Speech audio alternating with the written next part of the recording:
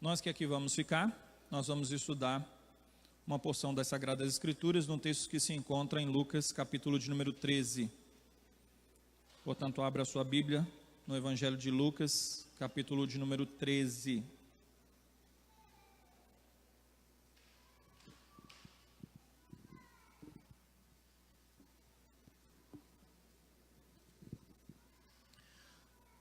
Eu vou proceder à leitura, os irmãos acompanham, do versículo 6 ao versículo de número 9. Lucas, capítulo 13, do verso 6 ao verso de número 9. Eu vou fazer essa leitura, os irmãos acompanham atentamente o texto da palavra do Senhor. Diz assim: Então Jesus proferiu a seguinte parábola. Certo homem tinha uma figueira plantada na sua vinha, e vindo procurar fruto nela, não achou. Pelo que disse ao viticultor: há 3 anos venho procurar fruto nesta figueira e não acho. Podes cortá-la. Para que está ela ainda ocupando inutilmente a terra? Ele, porém, respondeu: Senhor, deixa ainda este ano, até que eu escave ao redor dela e lhe ponha estrume. Se vier a dar fruto, bem está. Se não, mandarás cortá-la.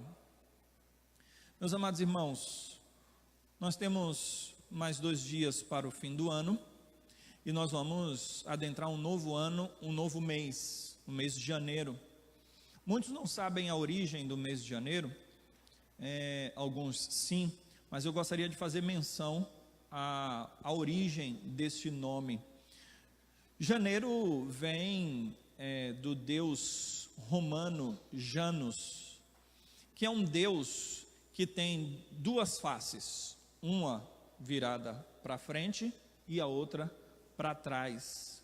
E as pessoas deram nome a esse primeiro mês do ano de janeiro, dentro do calendário romano, que é o calendário que nós adotamos também, com base na expectativa do que aquele Deus poderia trazer para nós. E quando eu falo para nós, eu estou falando a humanidade, os seres humanos, não necessariamente nós que aqui estamos. Então eles tinham a intenção de dizer que um novo ano está diante e que o que ficou para trás está para trás. Mas não só por isso, esse Deus mitológico é o Deus dos inícios e das escolhas.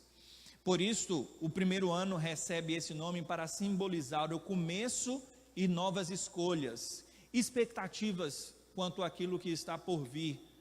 É certo que quando pensamos na entrada de um novo ano, a gente fica sempre a pensar o que aquele ano tem para nós.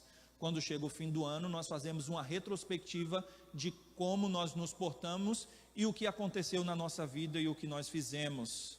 Então, a ideia do mês de janeiro carregar esse nome é porque há uma expectativa quanto àquilo que está por vir, quanto até mesmo boas decisões que serão tomadas naquele novo tempo que se inicia.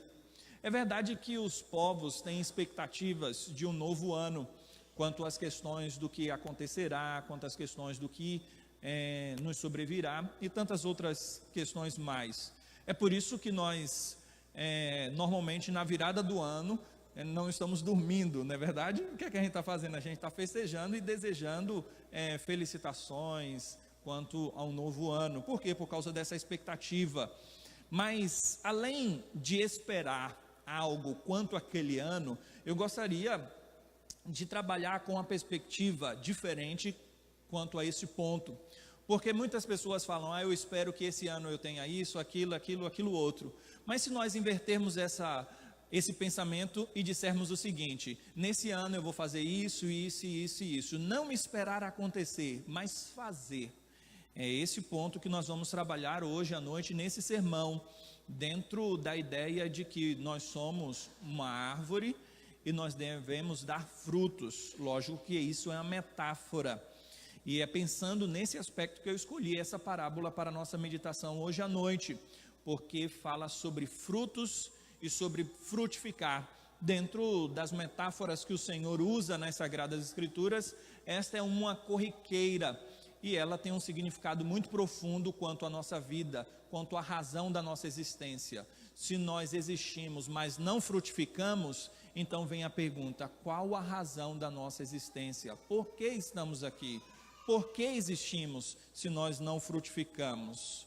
A parábola narra uma história contada por Jesus dentro de um contexto bem próprio. Nós vamos abordar o contexto anterior e vamos falar então sobre o aspecto daquele dono, daquela figueira, daquela vinha que tem uma expectativa de que ele tenha figos, mas não há uma utilidade quanto àquela figueira, e ele vê, com base nessa inutilidade, um local que está sendo usado sem uma finalidade, sem um objetivo bem particular e bem próprio, que é o objetivo e a finalidade de todas as árvores, principalmente naquela cultura, onde o modo de subsistência era da agricultura mesmo.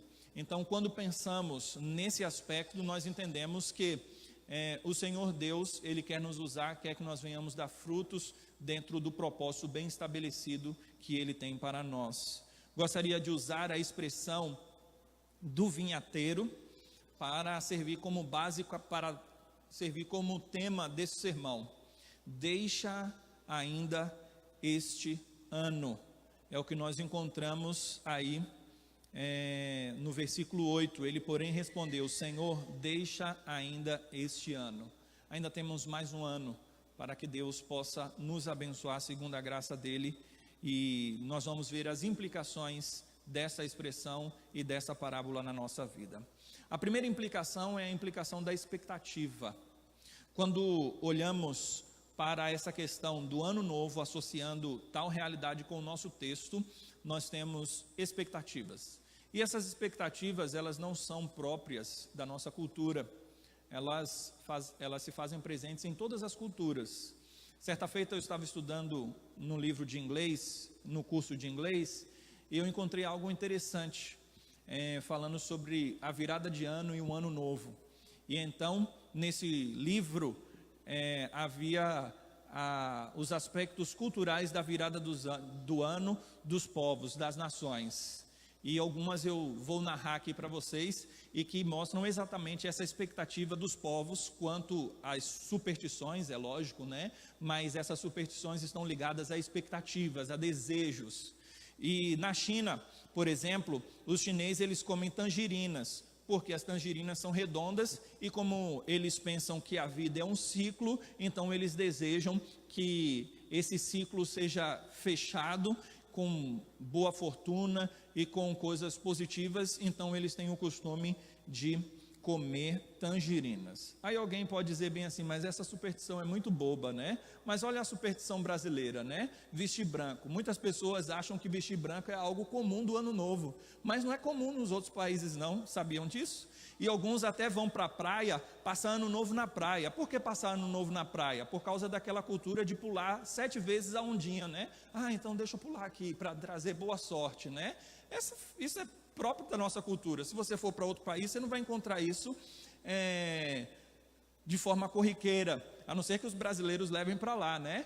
O branco está associado à religião, né? A religião do candomblé e tudo mais, e também quando se joga as flores no mar, pular as ondas, está tudo dentro dessa cultura religiosa que já se incorporou na nossa cultura brasileira, e as pessoas usam branco no ano novo. Os gregos colocam uma moeda dentro de um grande pão, algo nada higiênico, não é verdade? E aí a pessoa está comendo um pão, se ela encontrar a moeda no pedaço de pão que está na mão dela, então agora isso significa que ela vai ter muito dinheiro no ano novo. Os espanhóis, eles comem 12 uvas para trazer sorte a cada mês do ano, sendo 12. Os japoneses comem um bolo de arroz para trazer força. Na Escócia, as crianças comem um biscoito de aveia para trazer sorte. Os dinamarqueses guardam comida durante o ano e na noite de Réveillon deixam na porta da casa de quem a pessoa mais gosta. Se no primeiro dia do ano a pessoa abrir a porta da casa e tiver vários pratos, ela vai dizer: opa, muita gente gosta de mim. E assim, os canadenses dizem, olha, se você for prometer fazer alguma coisa nesse ano, como lá é inverno, em dezembro, eles dizem o seguinte: vocês têm que mergulhar nesse rio, nesse riacho, em qualquer lugar que tenha água, e a água é gelada, né? E aí ele tem que tomar banho para dizer, a minha promessa, ela é uma promessa que eu quero cumprir mesmo, e aí eu vou fazer esse voto mergulhando nesse rio gelado, para então me lembrar de não quebrar a promessa. No Camboja, as pessoas lavam os pés dos velhos para significar uma passagem de bênção e um desejo de bênção. Quando pensamos na cultura do Equador, as pessoas queimam fotos ou qualquer coisa que não querem levar para o ano novo. Então, qualquer coisa que seja que eles considerem como ruins, eles queimam com a intenção de não levar para o novo ano. Na Alemanha, as pessoas fazem decorações com porcos para trazer sorte, né? Lá devem ter muitos palmeirenses. Na Colômbia, é colocado um boneco de pano, né? Simbolizando alguém que ele não gosta, uma pessoa muito ruim.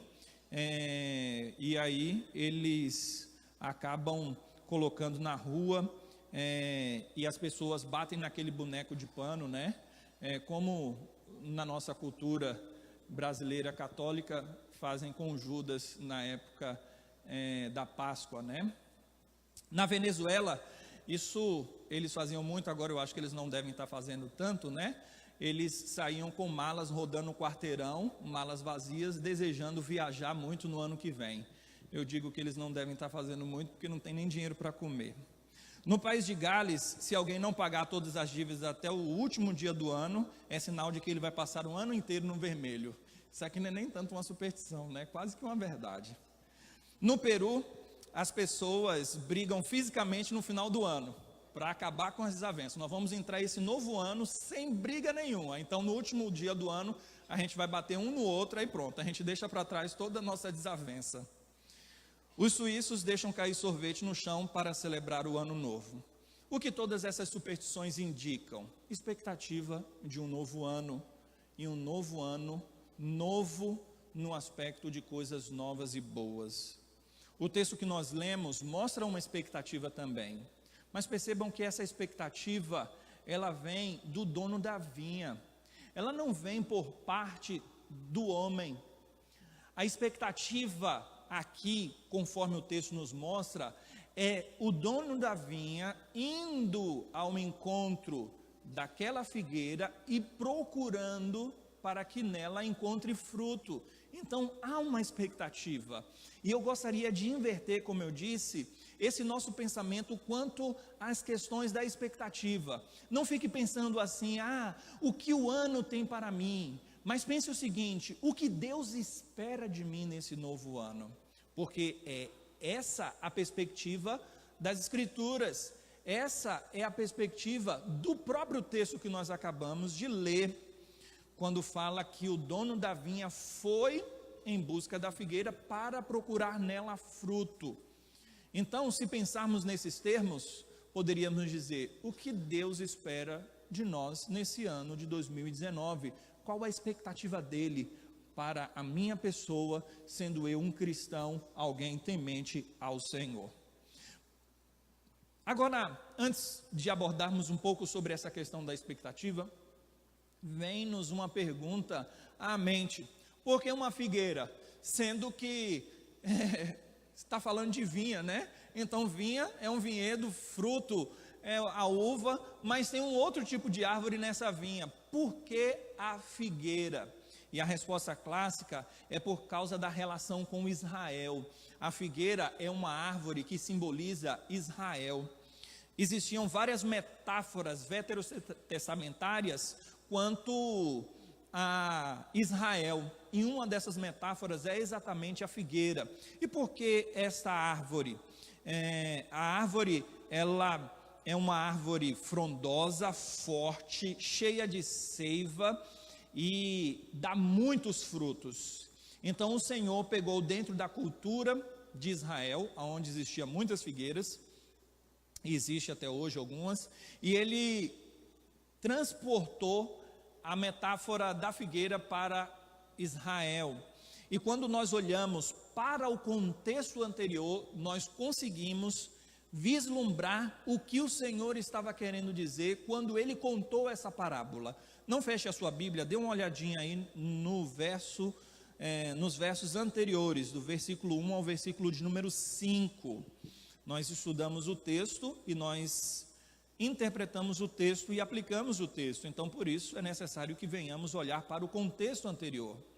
Do versículo 54, eu não vou ler, do versículo 54 a 59 vai falar sobre os sinais dos tempos, né?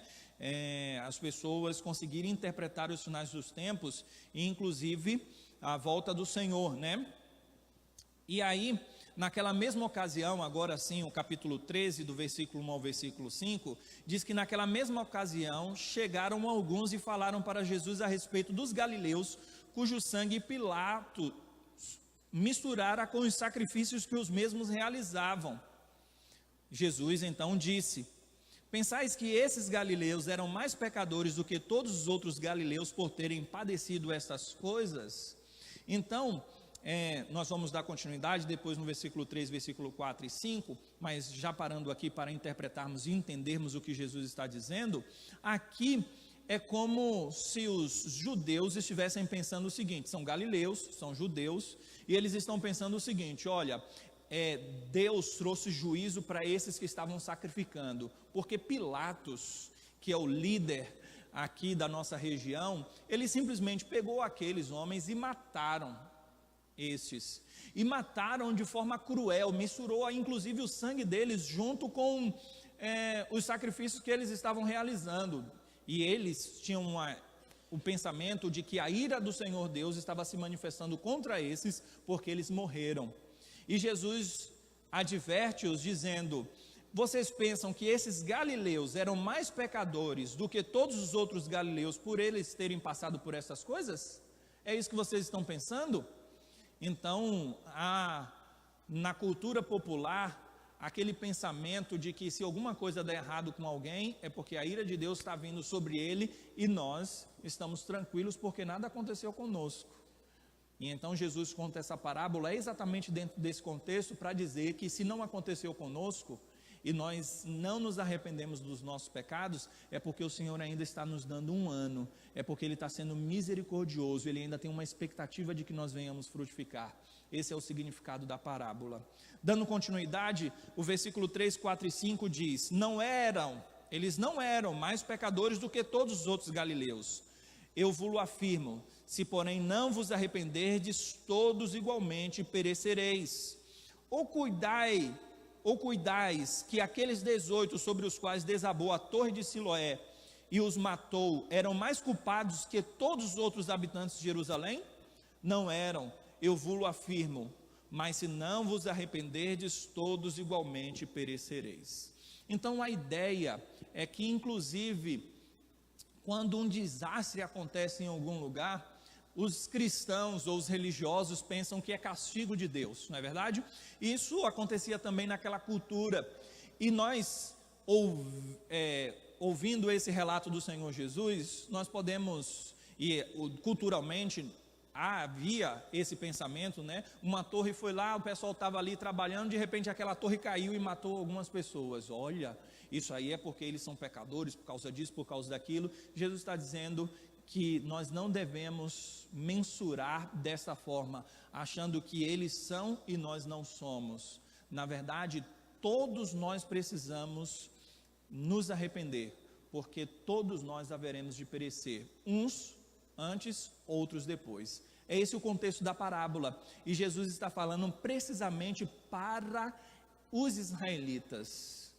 Mas dentro de uma aplicabilidade, isso serve para nós também, porque hoje nós somos o povo de Deus. Então, quando olhamos para esse texto, aqueles 18 que estavam em Jerusalém, por isso é que o Senhor fala bem assim, e os matou, eram mais culpados que todos os outros habitantes de Jerusalém. Percebam a questão da localidade, galileus e habitantes de Jerusalém. Então, a expectativa que Deus tinha dentro, é lógico, de um termo, de uma linguagem para que possamos entender, é que o povo de Israel fosse o povo que abraçasse o Cristo. Era o povo que iria falar: opa, chegou o Messias que nós tanto esperávamos. Essa era a expectativa comum, mas quando foi procurar na figueira fruto, não havia fruto na figueira. Então, pensando nesse aspecto da expectativa, nós já transportamos com uma aplicabilidade, e eu já falei, mas gostaria de trazer de uma forma mais robusta esse pensamento. Quando pensamos quanto à questão da igreja, a pergunta é: o quanto nós frutificamos para a glória do Senhor? O quanto nós fizemos pelo reino? O quanto nós fizemos para o avanço do reino aqui na terra? Será que nós estamos vivendo de acordo com um projeto estabelecido por Deus para as nossas vidas? Essa é a pergunta que nos cabe para refletirmos quanto à nossa existência e quanto àquilo que devemos fazer. A expectativa, portanto, perpassa pela retrospectiva. É interessante, né? Quando olhamos para aquele programa de televisão que fala retrospectiva, aí no nosso caso 2018, aí vai falando um monte de coisa que aconteceu naquele ano, e a gente fica olhando, olha, nem sabia que isso tinha acontecido. Ou então pensa assim, pensei que tinha sido no ano passado. Por quê? Porque o ano é tão grande e a gente não consegue mensurar todas as coisas. E é mais ou menos isso que acontece na nossa vida. A gente não consegue mensurar o tamanho dos nossos erros e nem nos lembrar de cada falha nossa. É por isso que a expectativa associada à retrospectiva nós encontramos no texto, porque o texto diz que aquele dono da vinha foi procurar naquela figueira fruto, não encontrou, e o que foi que ele disse? Eu venho aqui atrás de fruto já há 3 anos. Então ele olha para trás, ele faz uma retrospectiva, e eu não tenho encontrado nada. Portanto, quando pensamos quanto àquilo que fazemos, nós devemos olhar para trás, para refletirmos o quanto temos deixado a desejar. Porque quando olhamos para trás, isso implica em uma reflexão dos nossos atos, a fim de olharmos para frente, para o novo ano que está por vir. Portanto, é necessário que o avanço traga a implicação de um olhar para trás, para que possamos ver as circunstâncias das condições atuais e das condições passadas, e principalmente nesse aspecto de desenvolver e de realizar uma tarefa que seja para a glória do nome do Senhor. Mas essas expectativas foram frustradas. Esses 3 anos não trouxeram o que aquela árvore deveria trazer, que seriam os frutos. Interessante é a expressão sua, que aparece no texto, a sua terra, a sua vinha, e aquela figueira também era dele. Portanto, quando pensamos na nossa vida, nós devemos trazer a seguinte reflexão: você acha que você pertence a quem? Muitas pessoas são tão arrogantes que pensam, tudo que eu tenho é o meu braço que me deu. Mas na verdade, nós não somos donos de absolutamente nada. Nós somos apenas mordomos. Deus nos deu para que nós venhamos administrar, mas nós vamos prestar contas a Ele. Naquele grande dia do juízo, nós vamos prestar contas a Ele. Essa figura de despenseiro é muito interessante na cultura antiga, porque, como eu falei, a forma de subsistência era a agricultura. Então as pessoas plantavam o que fosse, e de repente vinha o tempo da colheita, mas eles não colhiam como nós colhemos do nosso trabalho um salário mensal, não é verdade? Eles colhem por estação, por temporada, e depois eles têm que administrar bem para aquilo durar para o ano inteiro. Então eles criavam despensas mesmo e colocavam lá, e existia a figura do despenseiro. Era um rapaz que ficava encarregado por cuidar da colheita lá no celeiro. E então, quando o dono pedia, ou quando ele tinha que contabilizar a saída de alguma coisa, ele administrava, ele dava, mas ele não era o dono. É por isso que essa expressão usada, bíblica, o despenseiro, o que se requer do despenseiro é que ele seja encontrado fiel, porque ele está guardando aquilo que não é dele, e ele administra, mas não pertence a ele, mas ele há de prestar conta de cada coisa que ali estiver, porque ele precisa ser fiel. Quando pensamos nessa implicação, a sua vinha, a sua figueira, como nós encontramos no texto, nós entendemos que a vida não nos pertence, pertence ao Senhor, portanto nós haveremos de prestar contas a Ele. Ou seja, nós precisamos fazer a vontade daquele a quem pertencemos. Se você tiver um sapato furado, por exemplo, e se aquele sapato já não mais lhe é útil, você pode pegar e fazer o que você quer daquele sapato, ou consertar ou jogar fora, porque ele não está mais cumprindo o propósito dele.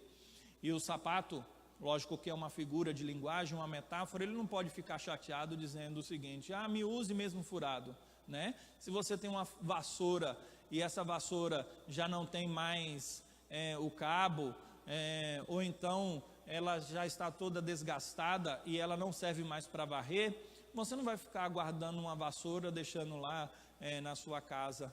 Pelo contrário, você vai entender que aquilo já não lhe serve mais. E por que você vai fazer isso? Porque pertence a você.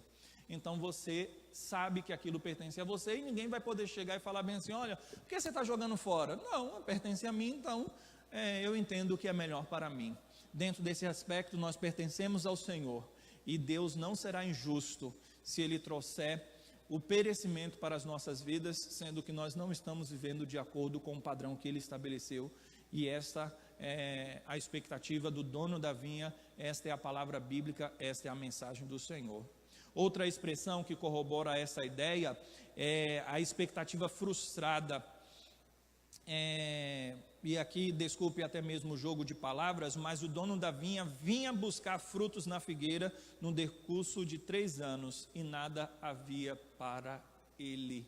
Então havia uma frustração quanto a esse aspecto. Ele ia, lógico que é uma figura de linguagem, lógico que é uma parábola, mas que representa algo. Ele estava sempre em busca, sempre procurando. Durante aqueles 3 anos, ele estava sempre em contato com aquela figueira, esperando que ela pudesse dar algo. Mas sempre havia frustração nessa expectativa. E é nesse ponto que eu gostaria de ir para o nosso segundo argumento. As implicações dessa parábola na nossa vida, além de ser a expectativa, a outra implicação é a nova chance que nós encontramos no texto. Porque depois do dono da vinha falar ao viticultor: olha, já não dá mais, essa árvore vai ser cortada, porque ela está ocupando inutilmente a terra. E é uma pergunta retórica: por que ela está ocupando inutilmente a terra?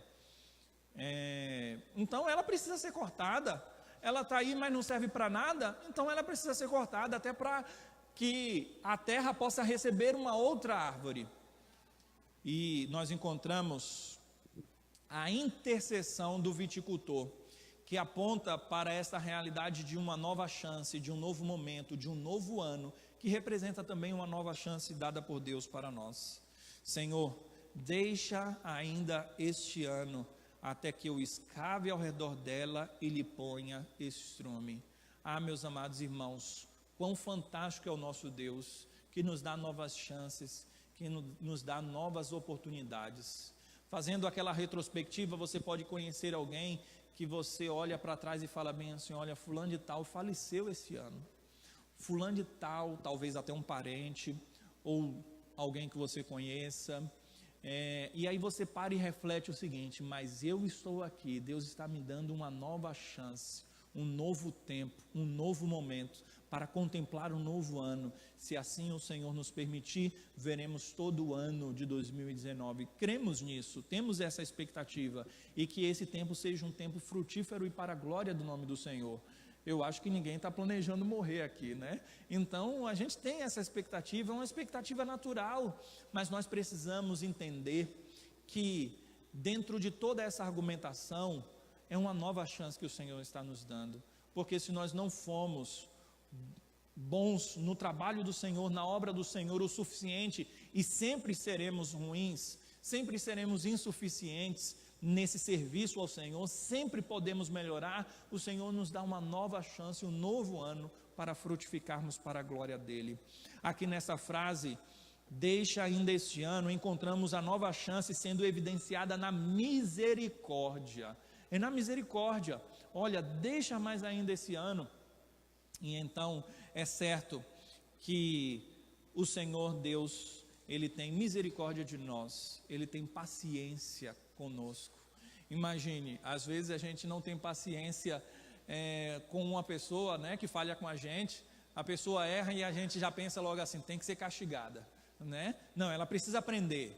E a nossa vontade é de castigo severo mesmo, né? Imagine a parábola sendo contada e que representa exatamente a ação de Deus.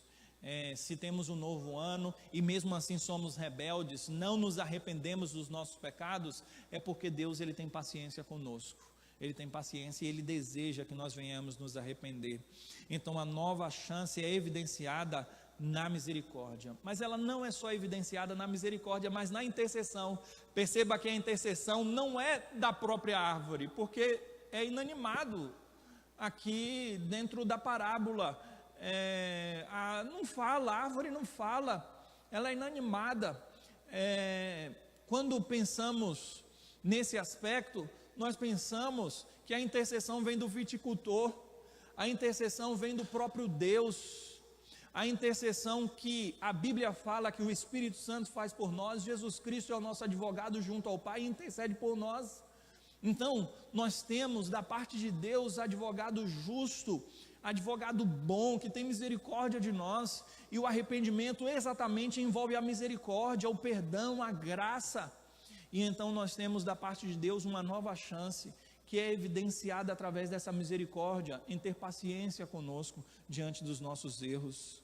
E é por isso que nós não recebemos o castigo iminente dos nossos pecados e das nossas falhas. O que eu quero dizer com isso? Às vezes a gente erra, falha, e aí pensamos o seguinte: nada me aconteceu de ruim, eu fiz isso, fiz aquilo, mas estou aqui, tranquilo, não tive castigo nenhum, não tive punição nenhuma. É porque Deus é misericordioso, Deus é longânimo, e é por isso que não há castigo iminente, castigo imediatamente seguido após o pecado e a falha.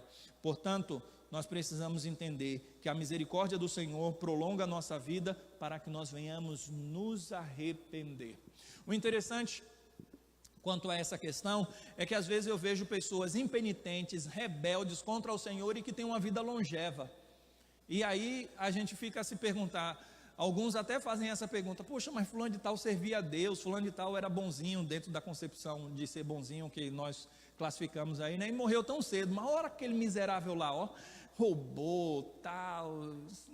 E aí a gente olha assim, não vi gente para morrer tão tarde quanto político. Eu nunca vi um político morrer cedo, né? É lógico que é um exagero aqui, né? Mas a ideia é a seguinte: Deus é misericordioso para com esses também, dando vida longa para que eles se arrependam. Mesmo eles não se arrependendo, ainda assim a misericórdia do Senhor estendeu e espichou a vida dele por um tempo mais. A ideia é que o nosso Deus, Ele é misericordioso, mesmo nessas ações. E isso tudo é para que nós venhamos entender o aspecto dos frutos, a expectativa pelo fruto. Aplico esse texto a nós que somos crentes, pois o Senhor espera exatamente de nós para que nós venhamos frutificar.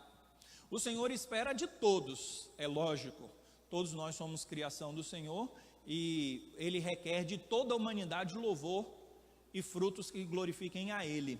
Mas em especial, Ele espera isso dos cristãos, como em especial Ele esperava isso dos judeus. Jesus esperava isso dos judeus. Agora, ficam as perguntas: por que nós não temos dado tantos frutos como deveríamos dar? Se temos tantos privilégios como o povo judeu tinha os privilégios, e nós temos realmente vários privilégios como cristãos, a pergunta é: por que nós não caminhamos proporcionalmente aos privilégios que nós recebemos, dando glória ao nome do Senhor com tanta intensidade, com tanto júbilo, vivendo uma vida com ardor e amor pelo Evangelho? Quando pensamos sobre esses aspectos, é porque nós não entendemos a profundidade do significado de salvação, de misericórdia e de perdão da parte de Deus. Essa é a grande verdade, irmãos. Quando o Senhor Jesus estava na casa de um fariseu, ele ficou olhando assim, falando: se esse soubesse quem ela era, isso nos pensamentos dele, não deixaria que ela tocasse. Será que ele é profeta mesmo? Porque não sabe quem é essa? E provavelmente era uma prostituta. E Jesus, sabendo disso, falou para aquele homem: olha,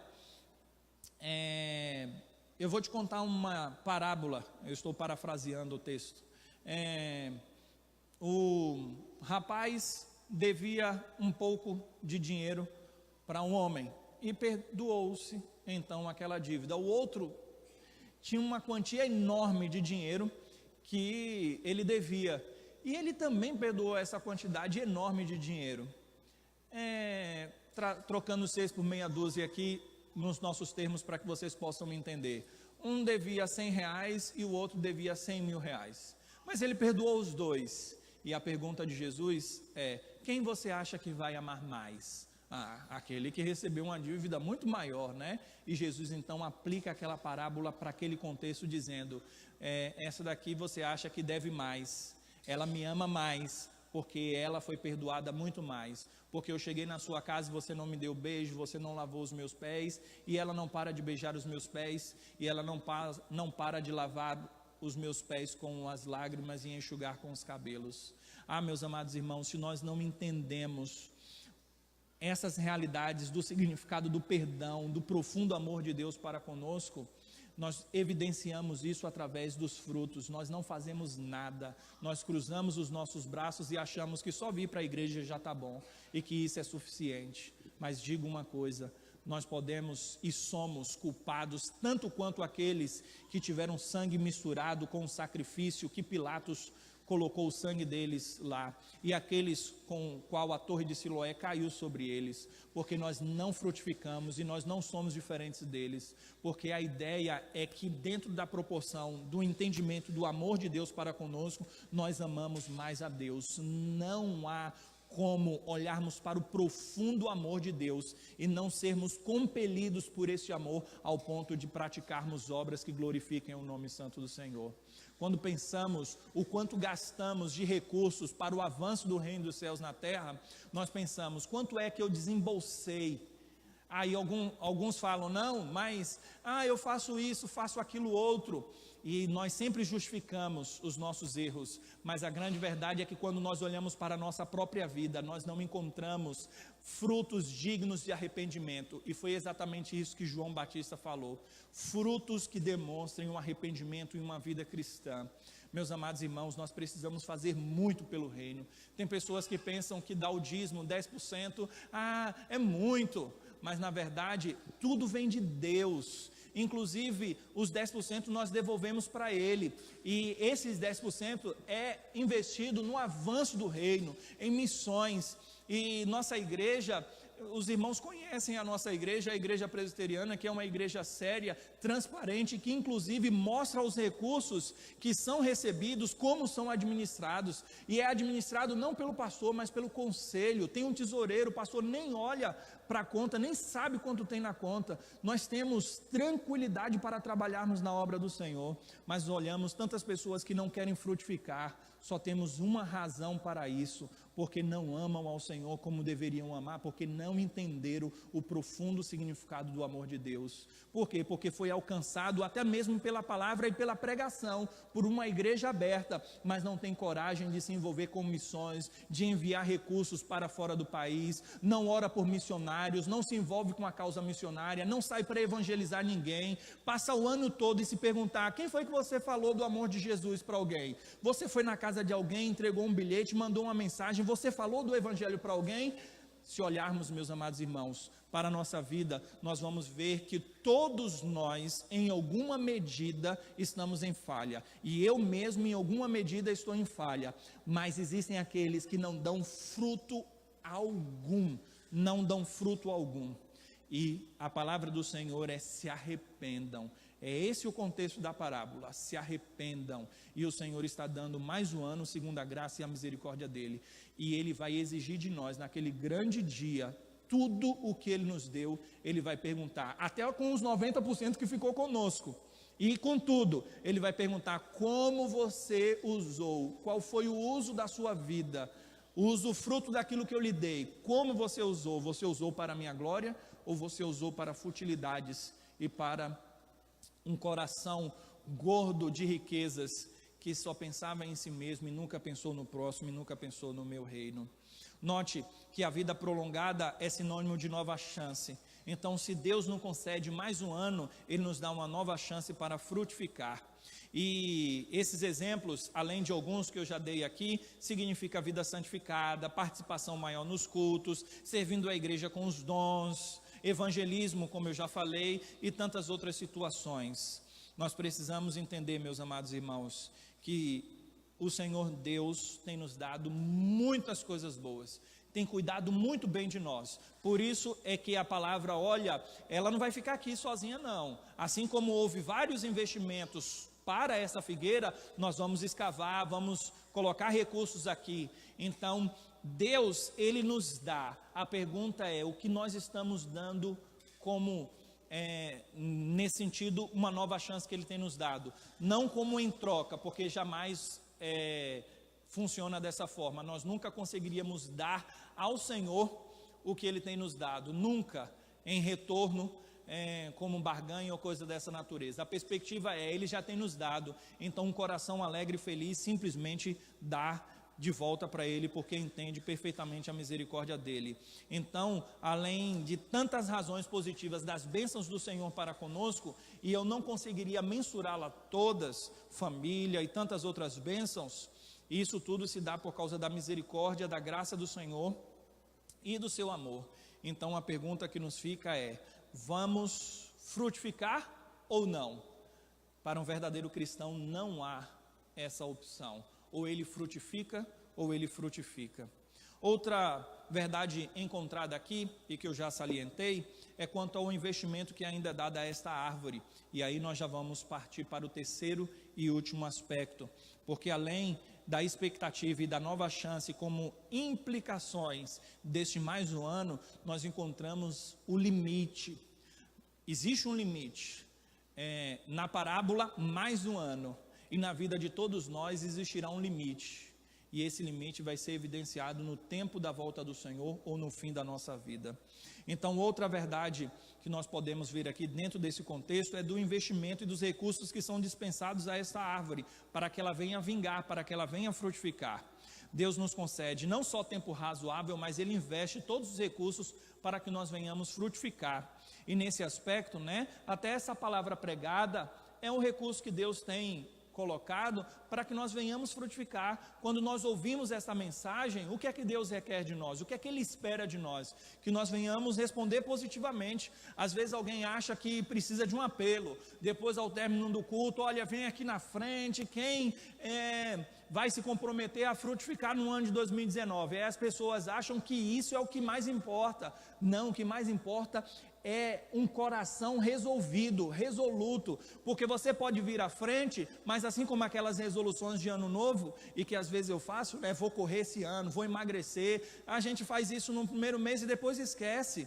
Então pouco adianta se eu chamar você aqui na frente, e você envolvido pela emoção do momento, pela palavra, você vir à frente. Pouco importa isso, o que verdadeiramente importa é a resolução do coração, não aquilo que é externo, porque Deus tem empregado recursos para isso, e todo domingo nós ouvimos a palavra do Senhor, todo domingo nós ouvimos a palavra do Senhor, lógico que não é na mesma direção, mas todo domingo é chamado ao arrependimento, todo domingo Deus nos dá recursos para que nós venhamos frutificar. Então Deus, Ele tem nos abençoado graciosamente com muitas coisas. Por que nós não frutificamos? Essa é uma pergunta que não pode calar, e ela não deve calar, e ela não quer calar, porque é uma pergunta que deve ressoar no nosso coração e na nossa mente constantemente, porque nós devemos entender que não há razão para não frutificarmos. Ele nos concede a palavra pregada, a oração, para que você possa se envolver com Ele, buscar mais a Deus, a meditação bíblica e tantos outros recursos espirituais, materiais. Ele tem dispensado sobre nós ricas e infindas bênçãos, e tudo isso Ele faz para que frutifiquemos, para que glorifiquemos o nome santo do Senhor. Logo, não há desculpas, meus amados irmãos, não há um pingo de desculpa para não frutificarmos, para não nos arrependermos dos nossos maus caminhos e para vivermos uma vida infrutífera diante de Deus. E é nesse ponto que dizemos que o limite é necessário. Mais um ano, e depois, se não der fruto, ela será cortada. Porque seria uma injustiça se você vivesse, por exemplo, aqui na terra para sempre e vivendo uma vida miserável, vivendo uma vida longe de Deus. Que tipo de vida seria essa vida? A injustiça, se mesmo aquele que vive 100 anos, e Deus sendo misericordioso e longânimo para com ele, se ele vivesse mais de 100 anos, 120, 130, 150, 160, 200 anos, se é essa a expressão, é infrutífero, não está vivendo de acordo com o propósito, precisa haver um limite. Isso é natural, quanto à vida e quanto à existência humana, é natural.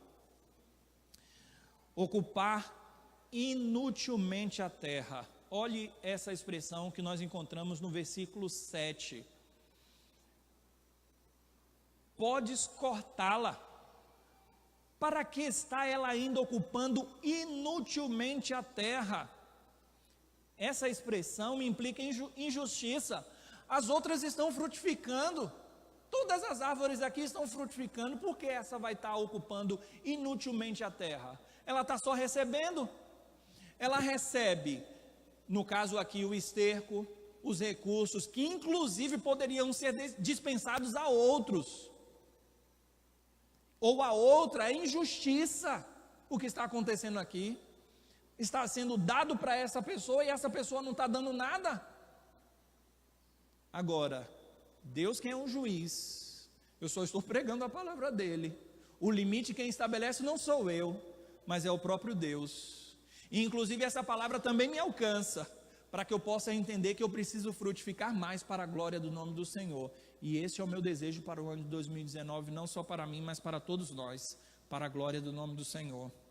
Portanto, meus amados irmãos, ocupar um espaço que poderia ser ocupado por outras pessoas, é o que nós estamos fazendo. E nós fazemos isso de uma forma que trata a situação com injustiça.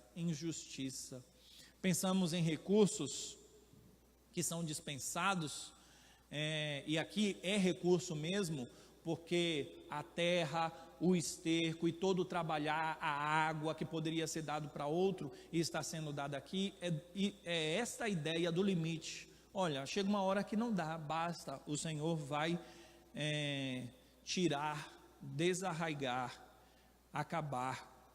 E o interessante é que toda figura que é usada para a árvore que não dá fruto, é que ela vai ser arrancada e ela vai servir como fogo.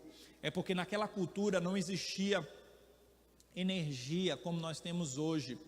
E então usava-se muito fogo para aquecer e para cozinhar, não existia gás, então as árvores tinham esse propósito também. E Jesus usa essa figura constantemente no Evangelho para dizer que a árvore que não dá fruto, ela vai ser lançada no fogo, mostrando um inferno. E então, meus amados irmãos, os recursos, o tempo dispensado para aquela árvore, poderiam ser usados em outras árvores, para que estas árvores pudessem dar frutos.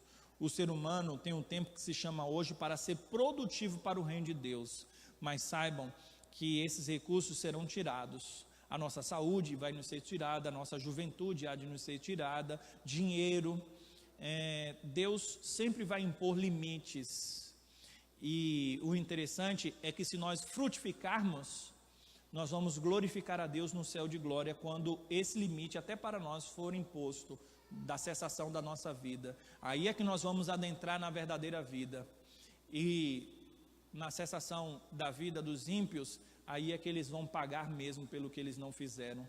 E que Deus nos livre a todos nós de sermos lançados na condenação eterna. Porque pouco importa, se comparado, entendam isso, pouco importa se teremos mais um ano ou 10 anos, pouco importa a quantidade, o que verdadeiramente importa é que nós venhamos nos arrepender. A comparação aqui é com o arrependimento, porque se Deus ainda nos der 50 anos para viver, e eu estou falando 50 anos com base na média, né? É um bom tempo, né? Com base na média. Você pode estar com uns 60 anos e pensar bem assim, é um bom tempo, mas eu estou colocando na média. Se Deus nos der 50 anos, mas se nós vivermos esses 50 anos sem frutificar, a pergunta é, por que eu vivi esses 50 anos? Por que eu vivi esses 50 anos? Agora, se nós vivermos esses 50 anos para a glória de Deus, aí nós vamos olhar para frente e dizer, foram anos bem gastos e bem vividos para a glória do Senhor. Ah, pastor, mas eu vou ficar cansado, trabalhando tanto, eu faço tanta coisa. É melhor você ficar cansado do que enferrujado. Nós fomos feitos para nos cansarmos mesmo, para a glória do nome do Senhor e trabalharmos para o Senhor. Virá um último ano a cada um de nós, é certo que virá um último ano. Devemos nos perguntar, será que para mim este é o último ano? Se você soubesse que seria o último ano da sua vida, eu tenho certeza que você ia falar bem assim, opa, deixa eu me preparar aqui para me encontrar com o Senhor, né? Olha, eu vou aqui fazer tudo, né? Vou dar até metade dos meus bens para os pobres, né? Não, o Senhor pediu para aquele jovem rico o quê? Que desse tudo para os pobres. Na verdade não vou dar metade não, vou dar tudo. O último ano mesmo eu vou me ajeitar, me ajustar para me encontrar com o meu Criador. Mas é certo que virá um último ano para cada um de nós. E nós não devemos fazer com medo, nós devemos fazer com alegria, com satisfação e com temor a Deus, porque essa é a motivação correta. Tenho certeza que se os mortos pudessem falar, eles falariam mais ou menos assim: ah, se eu tivesse ainda mais um ano para fazer diferente, ah, se eu soubesse que a qualquer momento eu podia perecer. Mas a verdade é que eles tiveram a oportunidade de ter mais um ano, mas eles não se deram conta de que era o último ano. O contexto anterior traz a implicação do arrependimento. Nós não podemos olhar para a nossa vida e acharmos que não precisamos de arrependimento, mesmo nós que somos cristãos. Devemos pensar que o Senhor Deus nos dá uma nova oportunidade para frutificarmos e para vivermos para a glória dele. Gostaria de concluir dizendo que ainda que esta parábola tenha sido endereçada para judeus que rejeitaram a Cristo, que ainda tenha sido endereçada para pessoas que inclusive não frutificavam de forma alguma, esta parábola não pode ser colocada simplesmente para eles. Esta também pode ser colocada para nós, porque não há ninguém que produza tanto fruto para o reino que ainda não há espaço para mais frutos. Então, ainda que nós tenhamos níveis de comunhão com Deus, de relacionamento com Deus, de vida frutífera diante do Senhor Deus, mas aqui na terra nós nunca estamos tão perfeitos, tão frondosos, ao ponto de não caber nem mais espaço, como talvez você já tenha visto num pé de jabuticaba, tanta jabuticaba, uma em cima da outra, que você olha assim e fala bem assim, não tem nem espaço para nascer mais nenhuma. Nós não conseguimos preencher toda a nossa vida com frutos, porque nós somos pecadores, e nós muitas vezes deixamos a desejar naquilo que é chamado de pecado de omissão. É por isso que a parábola ela termina de uma forma fantástica. Alguns chegam a dizer o seguinte: e aí? o que foi que aconteceu com ela, porque houve a intercessão. O viticultor disse: se vier a dar fruto, bem está, se não, mandarás cortá-la. Aí a pergunta é: e o desfecho? Ela ficou ou não ficou naquele campo? Ela foi cortada ou não? E alguns podem dizer que esse desfecho é inconcluso e que não se adequa bem aos nossos parâmetros, à nossa reflexão. E eu digo que é exatamente o contrário. Ela tem um desfecho perfeito e magnífico, porque ela aponta para mim e para a sua vida. Ela traz a aplicabilidade própria da minha e da sua existência. Você lembra daquele programa que passava no canal Babilônia, quer dizer, na Globo, Você Decide? Que tinha uma historinha que no final você escolhia entre um ou o outro final. É mais ou menos isso que está acontecendo aqui. Jesus deixa em aberto, porque a minha e a sua vida é que vai decidir se nós seremos cortados ou se nós ainda teremos mais anos para a glória do Senhor aqui na terra. Que nessa reflexão que fazemos e nas nossas resoluções de ano novo, nós possamos ser resolutos em amar e servir a Deus e viver para a glória de Deus e frutificar para o nome do Senhor, porque Ele veio à terra para morrer por nós e para nos salvar. O que temos feito em prol do Evangelho? Esse amor de Deus nos alcançou, e a igreja é uma agência do reino dos céus aqui na terra, que tem alcançado outros com a mensagem de salvação. Você é a igreja do Senhor, então você precisa ser um farol a brilhar nesse mundo caído, para que vejam a Cristo através das nossas vidas, e isso significa frutificar para a glória do Senhor. Que nós venhamos responder positivamente à chamada do Senhor, porque assim nós entendemos até o que o filósofo Luís de Camões disse: jamais haverá ano novo se continuarmos a cometer os erros antigos. Que Deus nos dê um ano frutífero para a glória dele. Vamos ficar em pé. Oremos. Magnífico Deus, sabemos que a misericórdia do Senhor se estendeu sobre nós durante esse ano de 2018. E aqui estamos nós congregados na casa do Senhor, para a glória do nome do Senhor. E que seja de fato isto, que todos nós que adentramos esse salão de culto, que nós estejamos vivendo para a glória do nome do Senhor. Porque a bem da verdade é que o Senhor Jesus já trabalhou com isso quando esteve aqui nos ensinando que aquilo que é exterior tem a sua importância e tem a sua validade, mas há muita enganação naquilo que é exterior. O próprio Senhor disse que este povo honrava com os lábios, mas o coração estava longe do Senhor. Nós não queremos, ó Deus, simplesmente estar aqui, cantar os cânticos que cantamos, orar, abrir a Bíblia, ouvir o sermão e achar que isso já é suficiente.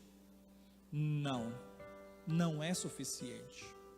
Pelo contrário, é uma enganação, porque nós glorificamos o nome santo do Senhor, não somente de forma exterior, mas principalmente interiormente, numa vida pública.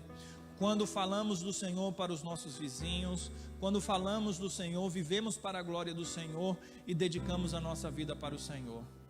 Dedicamos tudo que temos e tudo que somos para a glória do nome do Senhor. Isso é frutificar, isso é glorificar o nome santo do Senhor. E eu oro primeiro por mim mesmo, porque sou duplamente responsável pela mensagem que preguei, Senhor. E o Senhor sabe e é testemunha da luta que travo contra a minha própria carne, contra a indolência da minha alma, quando deveria fazer coisas positivas e assim não faço. E eu não posso me estribar de forma alguma nas coisas positivas que faço, dizendo que já faço, porque é certo que se faço porque o Senhor assim tem dispensado recursos para que eu possa fazer. Mas existem ainda tantas falhas das quais eu preciso me livrar, e é por isso que eu rogo, ó Deus, ao Senhor mesmo, para que o ano de 2019 seja uma bênção na minha vida, para que eu possa abençoar a igreja do Senhor. tenha misericórdia de mim, a começar por mim, como disse o apóstolo Paulo, que ele era o principal dos pecadores, e ele se considerava assim porque ele perseguiu a igreja do Senhor. Mas nós que conhecemos as nossas próprias mazelas também podemos dizer que somos os principais dos pecadores, e eu posso dizer isso de mim mesmo. Portanto, ó Deus, que a graça do Senhor superabunde na minha vida, para que onde abundou o pecado, a graça do Senhor possa ser evidenciada cada vez mais. Tem misericórdia da minha vida como pastor desta igreja, tem misericórdia do meu coração como líder desta congregação, para que o Senhor me preserve do erro que tanto condeno, segundo a Tua palavra, para que eu seja santificado segundo o poder do Evangelho, e para que eu viva na dependência do Senhor e para a glória do nome do Senhor. Tem misericórdia não só de mim, ó Deus, mas de toda a minha congregação e de todos esses que me ouvem, para que nós venhamos frutificar nesse ano 2019, que é um tempo de reflexão, a virada do ano, mas que não seja só um tempo de reflexão, mas que seja um tempo de tomada de atitudes, um tempo para a glória do Senhor. Portanto, firma-nos, ó Deus, nos caminhos do Senhor, para a glória do nome do Senhor e para a firmeza da nossa fé em Cristo. No nome de Jesus, assim oro. Amém e amém, Senhor.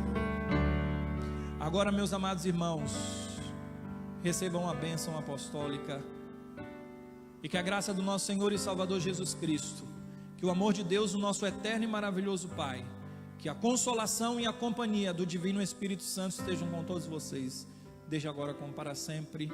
Maranata, ora vem, Senhor Jesus.